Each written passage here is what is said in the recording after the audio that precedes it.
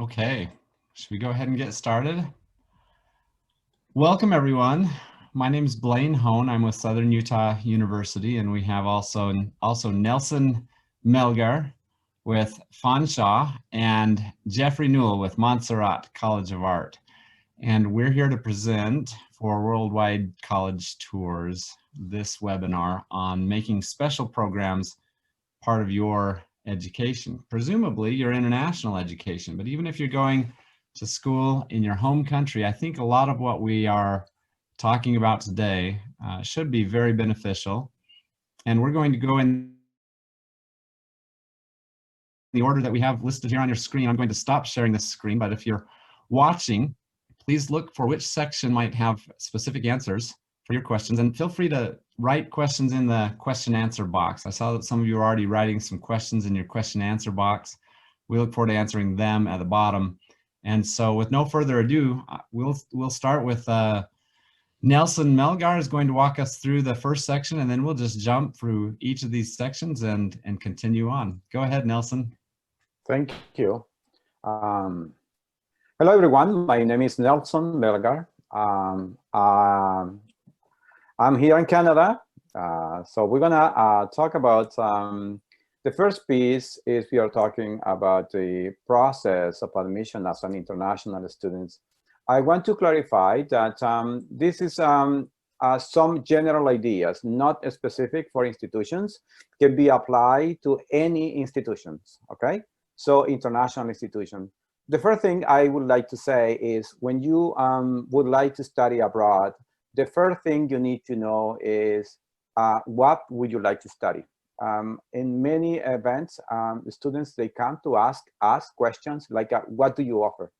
And sometimes there is so many programs that we cannot have the time to explain you each one of them. So you need to do your research. That's your piece. I tell the student, at least you can have 3 options so we can help you better. So this is one thing. And the second thing is you need to start checking at school, universities, colleges, what they have, the career you are looking for. Okay, and then the second thing is obviously ask some questions about the application form, the admission requirements, what do you need to have it? And also, obviously, when you need to send the application back, okay, because only asking questions is not enough. So then check the requirements and check the deadlines. Many students, they miss opportunities because they miss the deadlines or they didn't understand the requirements. So that is why we are here for, is just for you to encourage to find out more in every institutions. And that is why we have this event. So you can ask questions on what exactly you need. And then obviously, if you qualify, you're going to get the admission letter, okay? So, and also you need to get into the language requirements. We're going to talk more about this. After you receive the acceptance letter, remember, check if you need to pay a deposit when it's needed, okay? If you need it or you don't. So that is also another thing. Well, for international students abroad, you need to apply, if you need a student visa. Okay, this is also important, it's part of the process. Some students, they decide to apply for the visa too late, or they forgot to apply, or they, whatever, something comes in between and they don't do that. And then you need to start thinking about the traveling arrangement, how you are going to get. You need to do some research about the city where the institution is located, how you can get there. Okay, so that is also one of the things that I would like to recommend when you are thinking applying for an international institution. And also look for opportunity, look for events like this one where we are right now, so you can ask that questions. Okay, this morning in the fair, the students are asking me, how many programs are you offering? Okay, I can tell you 200, but I won't tell you the 200. There is no time for this. I asked them, what are you looking for? And some of them, they said, I don't know. Okay, you know what? That sometimes is a problem. So the first thing I will say for international students is talk maybe with your guidance counselors in high school and about your options. You want to study art, you want to study science, you want to study technology. So you need to be clear about it, and not too generic for us. So as a rep from schools, it's complicated when you ask or you tell us, I want to study technology. It's so broad, and sometimes we have like only one institution, 50 programs in technology to say something. So you need to be kind of more specific, and then start in this, do research, do your part. Okay, so that's the first step I would like to recommend. And I know the rest of the team probably can come up with some other requirements that they have for their institutions. Okay, so what is very useful for international students. For me, again and again, do your research, do your part, and then we can help you. But when you know exactly what you're looking for. So if anybody wants to jump in, so go ahead. As a reminder, you have questions, you can leave it there in the box on the Q&As. Okay, thank you. Yeah, I'll jump in. Thank you, Nelson. And thank you for the introduction, Blaine. My name is Jeffrey, as Blaine mentioned a few minutes ago. I'm the Director of Admissions at Montserrat College of Art, which is just north of Boston in Massachusetts, in the United States. So you have a really well-rounded group of panelists here with many different programs. Nelson gave a really nice kind of high-level overview of the application process and the requirements that are needed. And it sounds like Nelson at his university has quite an array of programs. So for someone who might want to learn more about his university and the specific programs, all of those offerings might have specific needs or requirements. At Montserrat, for example, we're more of a focused college. We offer 10 programs, all within the Bachelor of Fine Arts degree. So for an art college, if there's any artists in the panel or any student artists here, we require something called a portfolio in addition to those requirements that Nelson was sharing. I'm going to share my screen and talk a little bit more about what we specifically look for. I hope you all can see this. As I mentioned, I'm at Montserrat in Beverly, Mass. So we do have very similar requirements to what Nelson was sharing, and there's an application form. Oftentimes we ask for an application fee or a waiver. I'll talk a little bit about that portfolio in just a second. We do have a requirement for high school transcripts, or if you're a transfer student, any transcripts from the university that you might be currently attending. We like to see letters of recommendation, specifically for Montserrat. One of those letters should come from an art educator, since we are an art college, and then a college essay. And again, we do, for international students, require an ESL test, whether it's TOEFL or another ESL testing agency. And you know, all of our schools might have different scores or different thresholds in terms of what we would require for admission. The reason why we do this is because our programs are so different from each other. We want to make sure that a student is prepared to be successful at Montserrat or at our respected programs. We would hate for anyone, especially an international student who's traveling so far, to be set up to fail. So we certainly do ask for a few requirements to make sure that we're confident in your ability to do well in our program. So with the portfolio, you might be wondering, what the heck is this thing? Portfolio for Montserrat and many art colleges in Canada and the United States, we do ask for 12 to 15 pieces of work. We like to see your more recent work as well. And we do like to see a couple of those pieces within the 12 to 15 to show or reflect direct observation. And I'll share with you a couple of slides that have some examples of direct observation and some other variety of work. You can see there's a self-portrait here. There's an interior space that a student had worked on. We do not encourage students to draw from a photograph. We really prefer that a student is in an environment and responding to the environment around them. And digital drawings, if you're working on a tablet or the computer to create artwork, that is totally acceptable as well.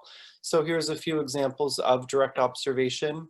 I'll be quick because I know we are fairly specific and there might not be many artists in the room, but this is something, if you're looking at a university with an art program or a specific art college, that they might be requiring this for admission. Again, variety of media. While I shared a little bit about the direct observation, we do like to see original work. We like to see the areas that you're interested in focusing on your studies, whether it's illustration or graphic design, perhaps animation, sculpture. You should, when you document your work, we like to see your work either in person, or you can document it and send it through a website called SlideRoom, or we could do a Zoom meeting. But the work that you share should be documented well. You know, no distractions in the background. And here are a few examples of some of the artists who are currently freshmen at our college and the work that they created this past year in order to get into Montserrat. So again, just a nice variety of work, a lot of using color, a lot of filling the page, a lot of concepts are being used within the work as well. So I hope that this part of the presentation has been helpful and inspiring for the artists who are in the room. And now I'll head back to the panel and move forward with our next topic. Yeah, that sounds good. I think, and by the way, I love that both of you spoke about the fact that everyone's got dynamic programs. We've all got a big list of different opportunities for each of the students who may be interested in whatever it is we do.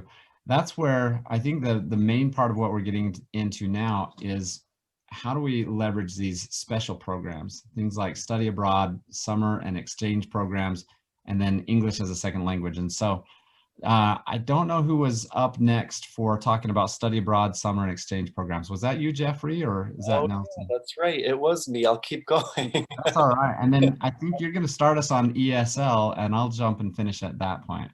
Sure. Okay. Yep. All right. I'll share my screen again. There are so many different opportunities in terms of study abroad options.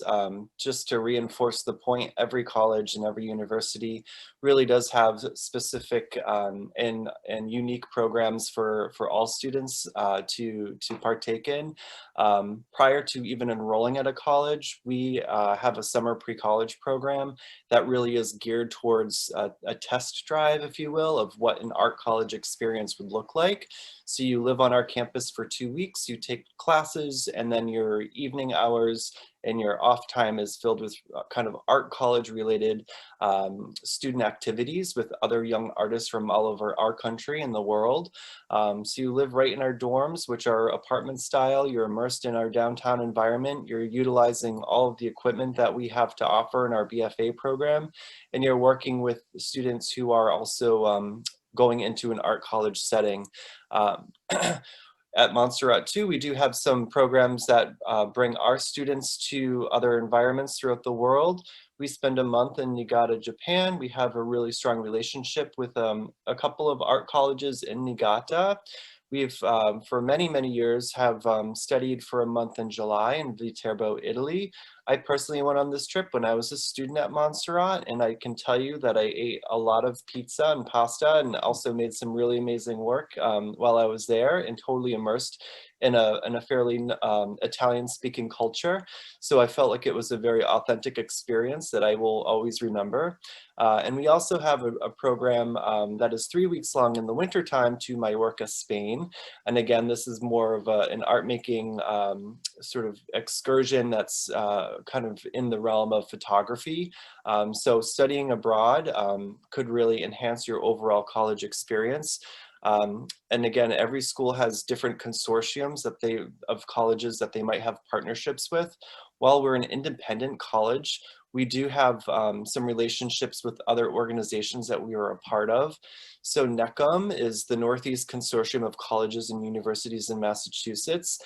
You can see below here, there are a variety of different schools. So if you felt like you wanted to take a very specific class or a class that's outside of our curriculum offerings, you could study at Endicott College, Gordon College, Salem State, Merrimack, all of these colleges nearby and have those credits transferred over. And then if you wanted to try your hand at another program at another ACAD art college, which ACAD stands for Association of Independent Colleges of Art and Design, you could spend a semester at another college in the United States or in Canada. And these colleges might have a different environment. It might be a larger school, it might be a smaller school, but you can just get a different kind of experience overall at another culture and another institution. So here's a couple of other ACAD affiliates that we have. We also have relationships in China, Ireland, Israel, Singapore, and the UK. So there's certainly, again, this is just Montserrat specific, but within every university or college that you're looking at, there will be these other opportunities for you to explore. Okay, thanks for that. Now, were you also going to talk a little bit about pathways as English? That's me. Okay, That's so me. Nelson, go ahead. Yeah. Yeah. Okay. Well, and as you know, as an international student, you need to have what we call English test, ESL test. Also, you need to know which is the requirement for your institution, because some they require TOEFL or IELTS, or could be KL, like in Canada, or you need what we call it, other tests as well. So you need to find out which one it is, and it's general or it's academic. In general, for institutions, we require academic English, okay? So this is very important. You need to know the score, what each school is required. But also there is another option. It's called ESL pathways. This is a terminology that has been developed through the years. Lately, everybody talk about pathways to college or university. In fact, what it is a program of English embedded in the same institution. And then you do it there, depend of your level of entrance. And then you study English, but you are already in campus. And this helps you to familiarize it with campus, with the life, university life in campus. You can still live in student residence. And then when you finish your pathway, you don't need to be tested because the pathway guarantees that you have enough English skills to move on to your program. This is a very slow transition and very helpful for many students, especially the youngest one that is the first time they've been abroad. So this is also a very good option. So when you check the institution, ask them if they have a pathway program. We had the opportunity or the experience that some students, even though they have the English requirement, they ask for 2 months of pathway program just to familiarize with the environment, sometimes with the accent, sometimes with the environment, sometimes with the community. And it's very helpful for them, especially for the adaptability that you need. You are jumping from high school to a university. You are jumping from a different kind of set of mind, like a theory base or theory and practice base, and that needs adaptability. And then you have the opportunity to do it through the pathways. English pathway is called, and then you ask for that, and that is also a very good option for you to consider. And one thing that I want to confirm about Jeff opportunity to travel abroad is what we call exchange program. You need to know that every institution, I believe most of the institutions we are represented in the event, we have this program. It's an exchange program. So you can do a semester in another institution, nationally or internationally. In Canada, we go from 1 semester to 2 semesters abroad, and then you come back and you get the credit for it. So it's the same as Jeff was saying. So it's just for you to think, is every institution ask for this program if we have exchange programs, okay? Because that would be also beneficial. Okay, thanks. What do you? Yeah, and let me just continue on right where you left off with those exchange programs and study abroads. It's interesting how if you'll look and leverage the special programs in your education, you can tie in, I think, several schools. I don't know how you guys work, Nelson and Jeffrey, but I assume it's similar to us, where a student can go do a semester at a school in Switzerland or in Dubai or somewhere else, and then come back and count those credits towards their education at your own school. And so Canada.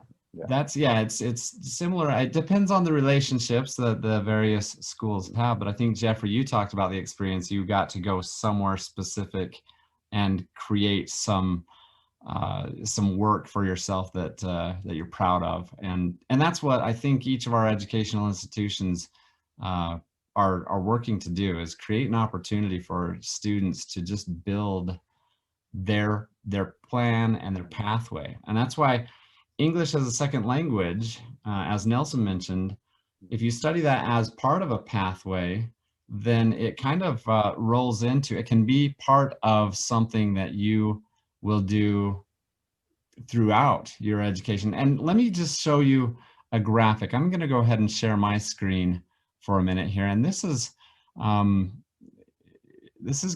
of the things that I got to make sure I'm sharing the right one. It looks like I want to share number 2. Does that look, can everyone see the thing that says T-Birds right there? It probably is. This is not from my school, but this is a cool representation, I thought, of how pathway programs often work, where at the very beginning, you do you know, something that just is a primer. And a lot of times this is where English as a second language fits in. Yeah. And then you would move to, I don't think I'm sharing, am I? Which screen do you see, Jeffrey? Is there? I see the pathway.org. The pathway, yeah. Okay, and it says Pathway Yeah. Connect and then Yeah, certificate. you go where, Okay. yeah.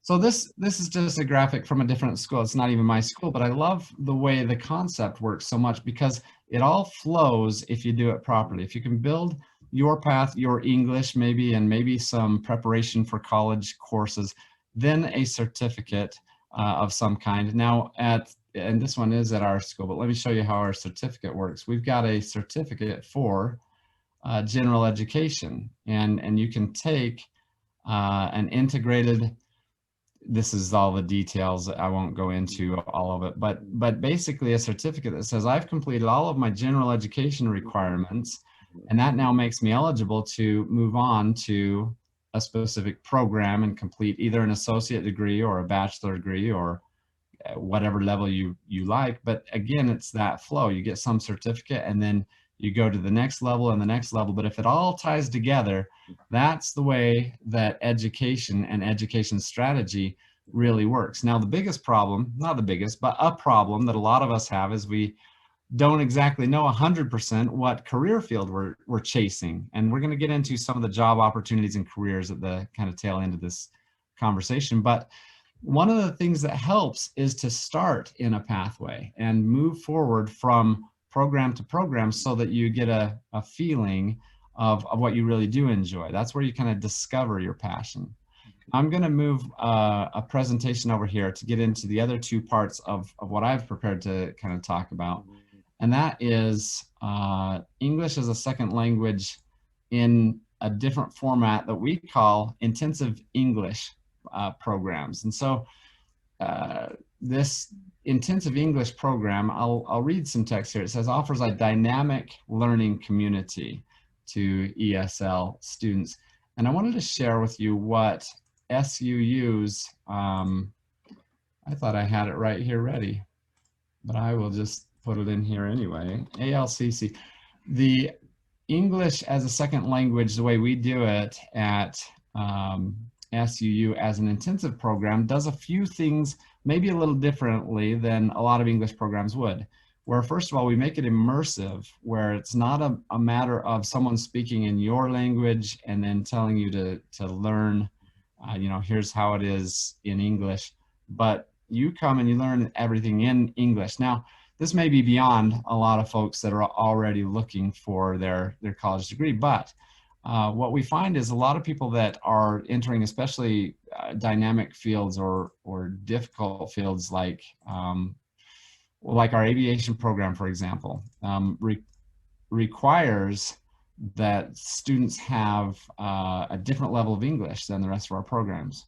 And so this intensive structure of going through experiential learning, applying all the technologies that we can, and making a strategic flow into the field that you're studying makes for a dynamic program that that can lend itself to that strategic pathway forward. Even if you're not in a quote unquote pathway program, you get that trajectory and that strategy of making every segment of your communication meaningful. And so to that point, I want to also speak about what we call online early college programs. And the early college programs at SUU, let me just put up here. Oh, by the way, let me just as a quick, I'll call this a pro tip for any education research that you're doing. If you'll go to the search bar, most universities throughout the world have an excellent search bar where if you can just put a few terms in there, you can quickly find the details of any of the stuff that we're talking about. So if you're interested, hey, do you have an early college program? Then you put that search term in and it will tell you. Let me quickly tell you what that is. It's been called a lot of things, a concurrent enrollment program, or a high school college program, whatever it's called.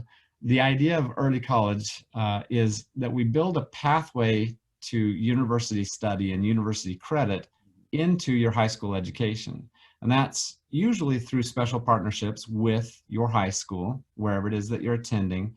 But sometimes it's made available to people from different high schools. And so you can do either an independent early college or you can do a partnered early college. And there's an opportunity for students to come, there's two delivery mechanisms. One is for students to come take their early college on ground in the area of the institution. So for example, at Southern Utah University, if you're taking our international early college program, you would come to our city and reside at usually a homestay with some family in the city. And then you'd go to high school at the high school in our city. And while you're going to that high school, you would take college programs, university programs at the high school that are administered by us as a university. Now that's the on-ground delivery. There's also an online option where you can do that from your home country and start accruing university credit, which per some of these other special programs I've talked about, particularly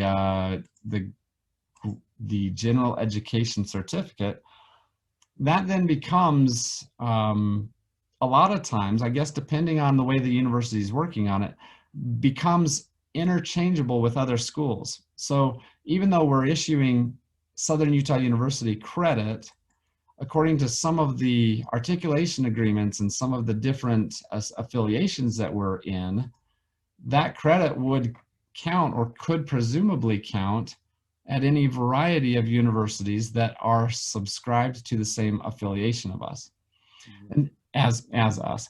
And so I guess the simple thought I have here on these special programs, particularly intensive English programs or online early college programs, or even your study abroads and your exchanges and all the articulations, when you're talking to universities, it's good to find out what partnerships and affiliations they have to see how versatile your credential, whatever it is, one segment of your education might be.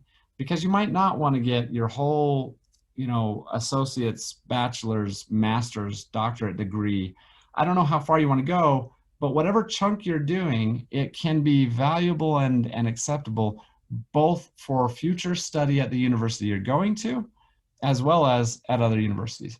So I'll leave that for now. And there's it's interesting, you guys, we could, Nelson and Jeffrey, you probably agree that we could probably give a whole webinar on any one of these topics, on early colleges or on ESL or the rest of it. But here's the last thing that I'll wrap up with. And this is moving on, I guess, to the next topic. And that is, how are you going to fund your education? And scholarships is often a big part, or scholarships are often a big part of what you might do to fund your education, to pay for your studies.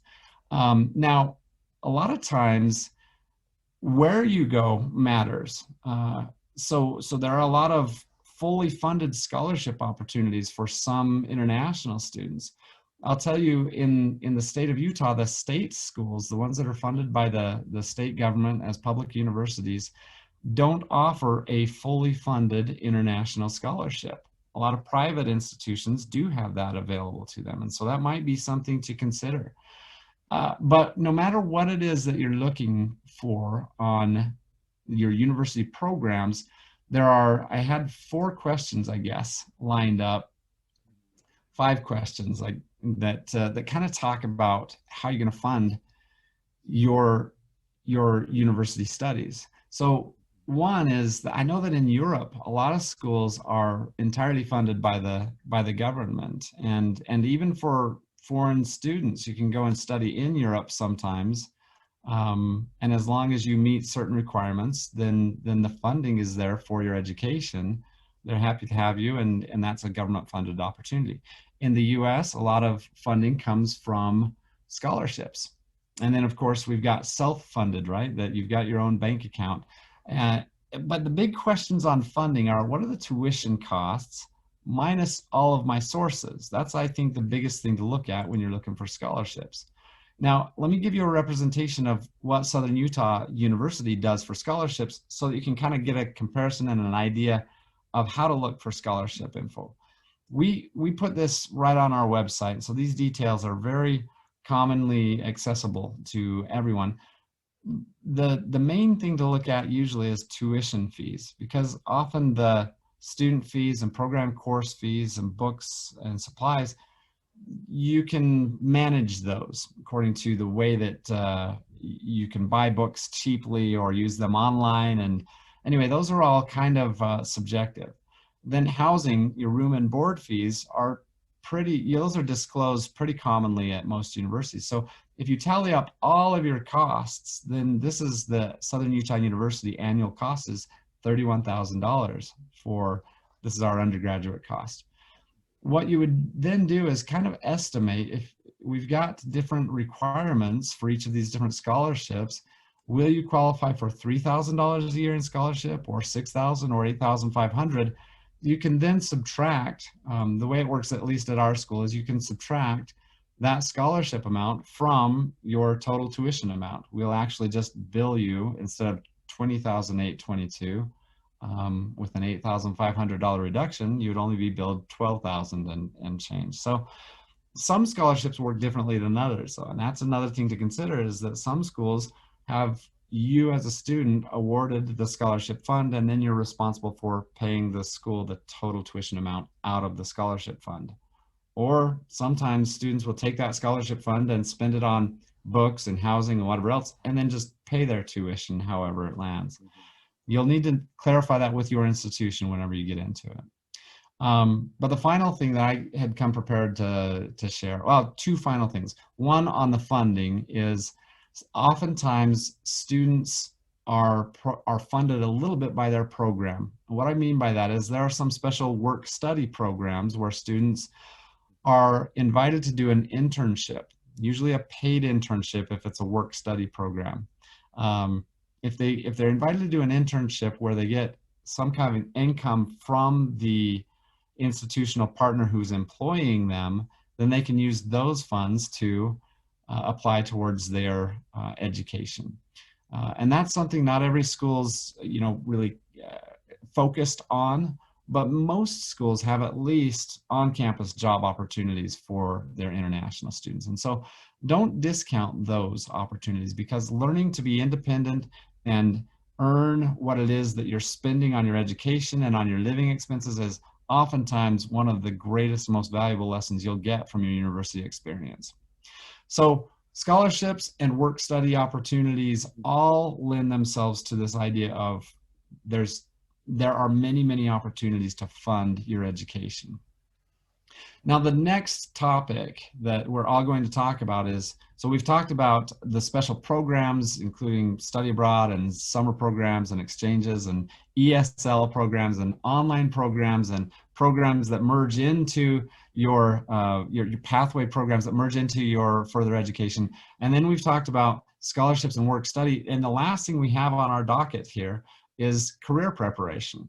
And so on that, we have 3 points we're going to discuss. I'm going to talk about public and state schools, because that's what Southern Utah University is. I've got some background in that, and there are some different ways, not that different, but a little bit of different things that happen with state schools that you might be interested in. And then Nelson and Jeffrey are going to wrap up with careers in technology and careers in art. And so that's the last of our presentation, and then we'll turn the time all over to you guys to answer your questions that you've been leaving in the question box. And my section is very brief, actually. It's simply this. It's that in the US, and this works differently from country to country, but in most countries regardless, whenever there's funding that comes from the state or from the primary government of that country, then a lot of times the government has a lot of input on what happens at that institution. And particularly in regards to international education, the government might have some, not just comments, but some specific requirements on what needs to happen for foreign students to study at that institution. And one of the thoughts that I wanted to share on this topic is that when you're doing your institutional research, particularly in science, technology, engineering, arts, and math. So we've added arts to STEM, and we call it now STEAM, I guess, right? But so science, technology, engineering, math, and arts, those topics in particular have a lot of government resources that are attached to helping students learn and receive a good formal education in those. So when you're doing your research, I would just simply encourage you to ask about government programs and government accolades or different things that the government is doing to help support you in your pathway. Some thoughts that I guess I've shared here on my screen, these different topics or different ways you can evaluate what's going on for an institution. But I think it's always a good idea to kind of look at third-party resources that are giving some feedback. And every institution will have those. You just ask them, hey, what are the different awards that you've received from any specific body? And they'll tell you. So that's something to consider, and also the relationship that they have with the government to see what kind of resources are yours, not just from the institution, but from the whole area that your institution is from.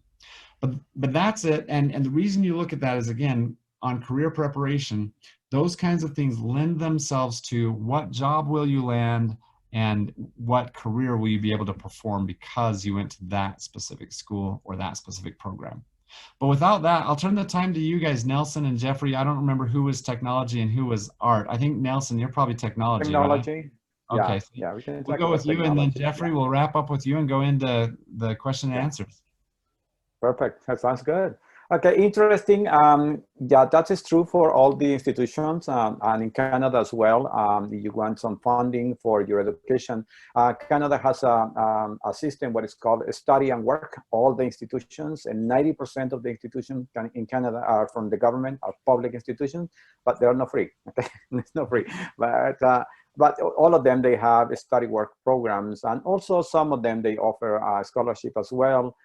With the requirement that Blaine was explaining. Obviously, you have to be with the students and do your research.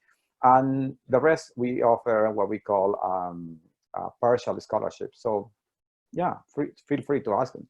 As we were talking about the career preparation, you need to think, what I said at the beginning is, what career would you like to be in? In our institution in Canada, we have in the three areas, science, art, and technology. However, technology is one of the big piece. In Canada, we are located, and we train the human resources for the area. We are in the automotive industry. We are close to Detroit. So that is why the big companies that they build cars for cold climate. So it's here. So, but also we build all kind of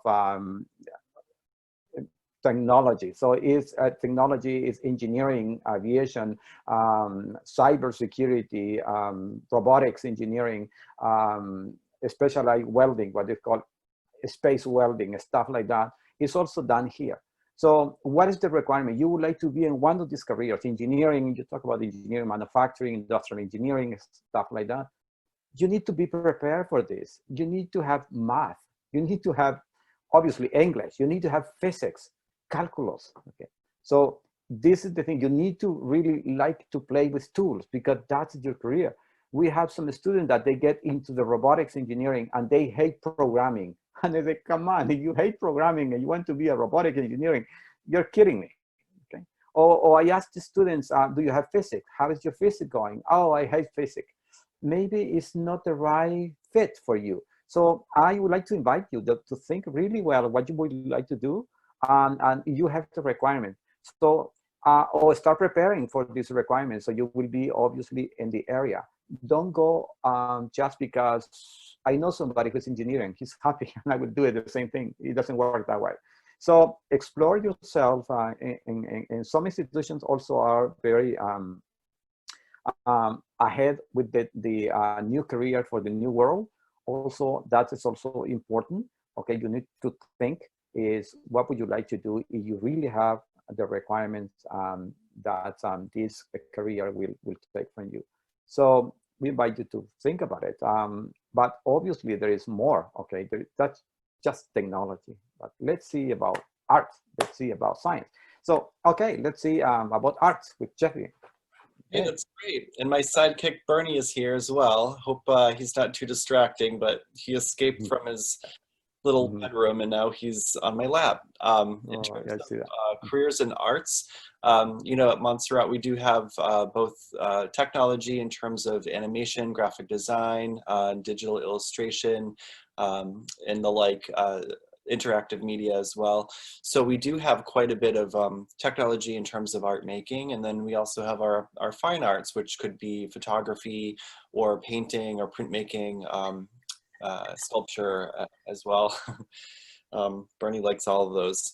So basically there's a career path for all of those programs, and we have a really robust career service department at our college and a required internship as well. So the internship program essentially is something that will prepare students to become successful in the field, give them working environment in terms of you know, resources, the working experience working with a company that has those programs within their company, and then those personal contacts and connections as well for references or for potential job offers. So I do want to share my screen real quick, and I can talk briefly about a few of the paths that we have, and then I think after that we would be happy to open it up for questions and answers with everyone. So our sort of career office is called the Career Design Studio. Like I mentioned, during your junior year of college, so year 3 out of the 4-year program, you would complete your internship, likely. It doesn't have to happen your junior year. It seems to be the best timing. In your senior year, all students are in a capstone experience or capstone type of class, cohort, if you will, and you're getting specific mentoring from professional faculty in the field that you're interested in. So those two are kind of like the end results of the career preparation. Before you leave, you're able to create a resume, a cover letter. We have workshops on getting an internship, on interviewing for jobs. And then this is, again, this is a 4-year, or after your 4 years at Montserrat, you have the ability to utilize our career service department for life as an alumni. So there's always this kind of resource for alums moving forward. So thinking about, well, what does an artist do after they, you know, do they just paint in a studio all day? That tends to be sort of what people assume, but of course, that's, you know, in 2020, there are so many options in terms of what artists and designers and creative thinkers are out in the world doing. We have alumni who work in design for Puma, which I'm sure you've heard of. We have a recent alumni who's working for Disney doing animation. We had a student create an app for Sesame Street a couple summers ago. That was one of our internships. Fable Vision is a local animation sort of production house in the Boston area. We've had students work for Martha Stewart Living, for Nickelodeon, Hasbro, which is a very internationally renowned game company. They've if you Google Hasbro, the amount of games that will pop up, you'll recognize many of them, I'm sure, as well as galleries, museum work as well. We also have art education, which is a fairly more straightforward path for a career as well if you wanted to be a teacher. So 51% of our students do receive job offers based on their internship, and that number would be a lot higher, except a lot of our students have to decline or you know, finish out their studies before they end up moving forward with their career. And just to put some faces to the actual real world, Nicole Riley is the young woman working for Puma. Jean Romero works for Harmonix, which is this animation company in the Boston area. Bless Mazura came to Montserrat from Zimbabwe about 2 decades ago, and then he, upon leaving Montserrat, he started to do fashion. Fashion isn't something we necessarily have at Montserrat specifically as a program, but it was an interest of his, and he took the skill set he learned at Montserrat and created this sort of entrepreneur, being an entrepreneur, created this very successful business based out of New York City. And Jay Brewer and Corey Wozniewski are more recent alums, and they're doing work both for being a media producer or working in a fine art print house as well down in Tennessee. So there's a huge variety, and this is really only scratching the surface. If you ever watch a movie, the end credits as the movie is scrolling up usually have all the actors and actresses. And then about 80% of the names at the bottom of the list are all artists, designers, costume designers, set producers, all sorts of stuff. And living in Massachusetts, we've had quite a few movies filmed or TV shows filmed in this area, thanks to some state tax credits. And we've had a lot of success with that in the area. And it's been fun to kind of see the different sets that they've built in our neighborhoods in the area as well.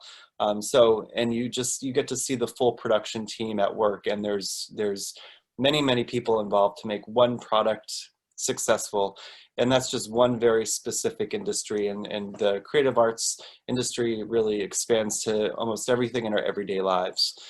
So I hope that is helpful and inspiring.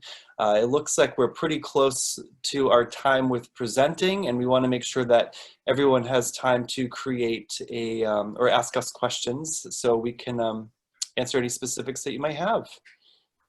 Okay, if you don't mind, I've got the Q&A open here. I guess we can all read through these too, but I'm going to start at the bottom, which looks like those were the questions that were asked for. Well, I don't know when they were asked. One says 11:35 a.m. and then it starts at 2:06 p.m. But in any case, if I want a sports scholarship, what do I need to have? I'll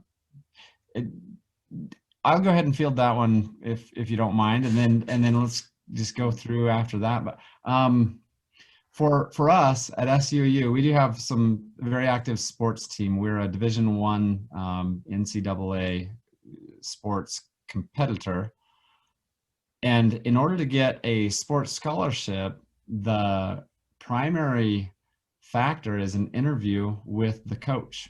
And so you would apply as normal, and then you would add to that an interview with the coach for what you want to have a scholarship, and that coach might have different requirements. Some of them require a reel of your top hits and your top achievements. So they want a video. Some of them just want a phone call. And so that it really depends on each sport. But the short answer is you make your regular application, then you do a sports scholarship application separately, and that happens through the sport department. Is it the same for you guys, Nelson? The same as in Canada, yeah. You get a partial scholarship, but that's the process, the same. Okay. Where do we want to go from here? Just keep scrolling up from the top or top to bottom? Let's go top to bottom. It looks like those are time order. So I guess it starts with Andrea, Nicole, Reyes, Palma. Do you have AI program? We don't. Southern Utah University doesn't. We've got some cool robotics and some cool other stuff, but not that. Same at Montserrat. It's sounds great, but something we don't have. What about you, Nelson? Okay, so it Nope. doesn't have a No, specific artificial intelligence program. no, just I'll bet though, no. if you look in the catalog, again, go to the search page of each of our institution and type in artificial intelligence. I just did that on ours. We do have coursework in artificial intelligence, and it looks like they're developing a minor in artificial intelligence, but it's minor of computer science. I'm betting Jeffrey and Nelson might have similar stuff.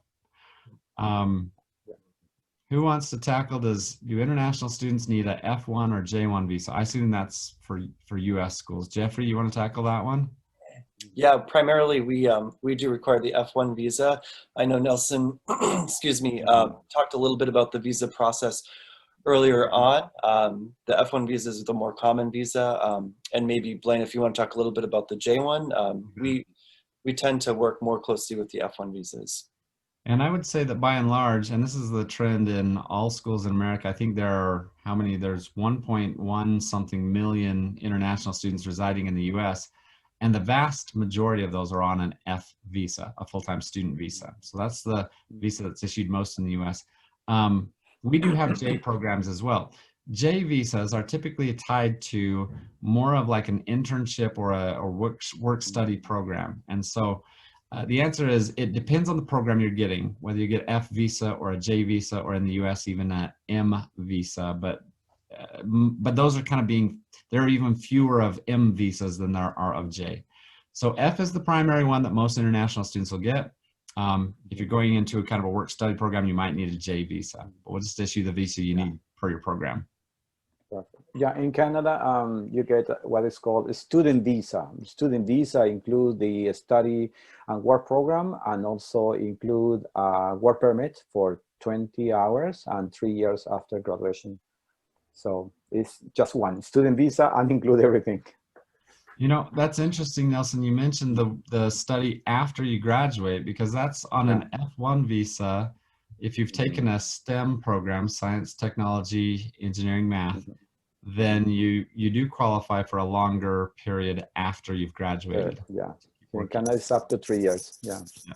So, and same in the US for STEM programs. That's only 1 year if you graduate from something that's not a STEM program. Let's see. Do the pathways have any fees? Yeah, of course. Yeah, well, yes. It's not as much as any other career. Okay, it's lower. But yeah, there is a fee associated. Remember, since you start the ESL pathway program, you are a university student. You have that status. Okay, you have to enjoy all the good things in campus, library, everything. The only difference is you are doing a pathway program. Okay, so but you, yeah, there is a fee associated with it. Okay. And the only thing I'd add to that is that oftentimes the program fees for a pathway version of your education are less expensive than for the actual on-campus tuition fees. On academic program, yes. For the academic program. Yeah. And then the other thing is sometimes those programs are taken, so like on our online stuff, when you're taking an online pathway program at SUU, you would pay, it's literally, I want to say 30% of the regular per credit price, as though you're taking that on campus. So it's really, that's a great question, because you can save a lot of money by doing your program through some pathways sometimes. How does a career path look like for an international pre-med student, and can international students apply for internships? Are there any visa restrictions? Visa restrictions, yes. Yes, you can apply for internships with limited approval based on the school and the program you're in. And SUU, we've got a great pre-med pathway. Our pre-med, actually, we have one of the highest acceptance rates I think we have the highest acceptance rate in the state of Utah. I'll have to check that, but it was at 88%. 88% of our pre-med students were admitted to medical school. And so it's kind of, that's a statistic that, again, you'll want to ask each school that you're going to see what their pre-med program looks like and where they get placed, or their ratio for getting placed. Now, the difference, one thing to consider is the category of medical school depends on your pre-med pathway. if you just want to get into medical school and become a doctor or whatever, you know, practice you want in medical school, then looking at a placement rate is ideal. But if you want to get into a specific, if you want to be studying at Johns Hopkins, or you want to be, you know, at one of the top medical schools, whatever that might be, then finding a partner that has a pre-med program that gets to that school, or that they have an affiliation to that school, might be a good strategy to look at. I don't know, Jeffrey or Nelson, any follow-up on that? Well, for Canada, since we have a universal health system, all the health facilities are owned by the government, and they regulate the professionals in health. So the first step is to ask the College of Physicians of the government to allow them to do any internship or specialization in Canada. So at the institution, we do not offer med programs without that condition. Mm-hmm. Yeah.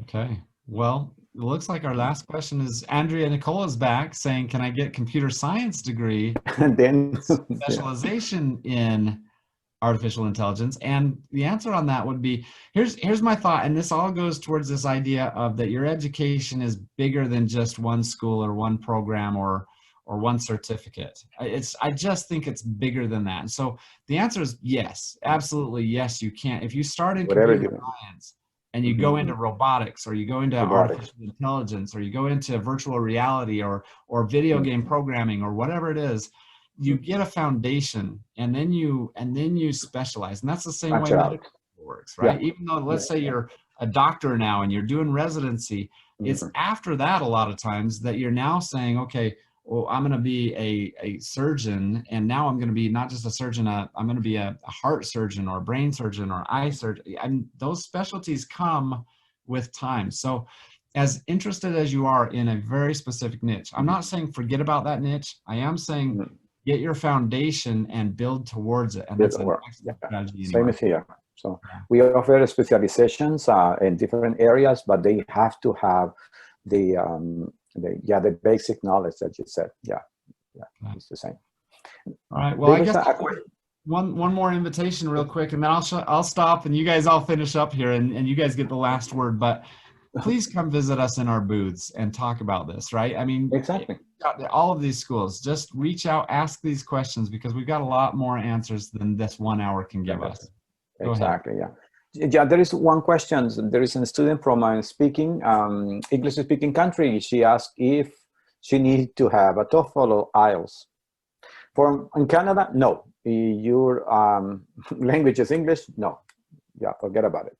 It's for the student who come from non-speaking English-speaking country, so that you need to present the English testing. And I'd say we are the same, except for some programs require, like the aviation requires that you've got to have a really pretty high. And in fact, we're developing an aviation specific intensive English program. Engineering, I think our engineering school requires some specific TOEFL, but to be admitted to the university and go into your general education, a lot of times, if you're from an English speaking country, then we waive the requirement for sure. The requirement, same thing here. There is a question, is somebody would like to be part of the study and work in Canada. Well, study and work programs work under the condition that you must be registered and approved in any Canadian education institutions to apply for the student visa. If you are not registered, you don't qualify for the study and work program. Okay, so that's the condition. You can come as a visitor, but you cannot work. Okay? It's illegal. So that's a good thing. Okay, come to Canada. It's nice. 10 degrees today. So yeah. Okay. Anything else? I think we are pretty much done. Jeff, any final words, thoughts? No, I think I just wanted to thank everyone who came to listen to us talk a little bit about the process. I hope that we were helpful for you as you're embarking on your college search. And to Blaine's point, we are in our booths, and we're happy to really help you along. If you have more specific questions, you'll find us there. And if not, then you could find us on our respected websites as well. And we'd be happy to really just make this process as easy as it can be for you. So don't be shy. Yeah. Thanks very much. Thank you, and we hope to the better. Okay, so it's up to you. Okay, thank you. Sounds good.